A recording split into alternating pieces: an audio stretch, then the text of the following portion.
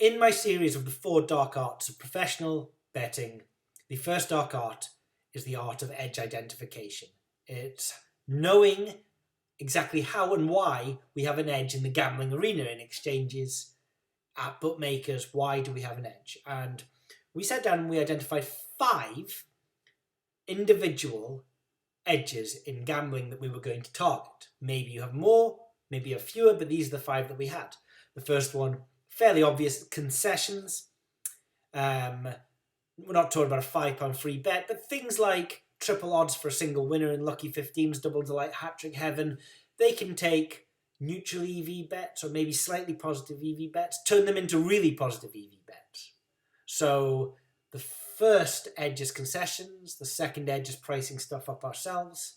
Obviously, there are very liquid markets like the match odds in Champions League that we're never going to be able to profess to beat.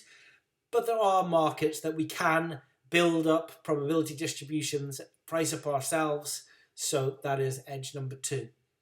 Number 3 is each-way betting. We're very fortunate to have fixed each-way betting where the place is fixed to the win by a quarter or a fifth or a sixth or whatever odds.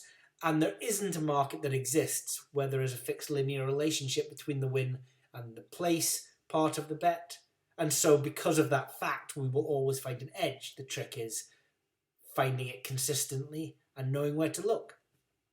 The 4th edge that we have is steamers, just piggybacking on smart money and following in prices that are coming down and betting on them whole scale before they reach their closing line, so that we're always sort of beating closing line value. And the last edge is bias, fave long shot bias, Fallon Sherrick bias. Perhaps the person playing Fallon Sherrick is always value because so much money comes in for Fallon, knowing where bias exists and exploiting that where necessary.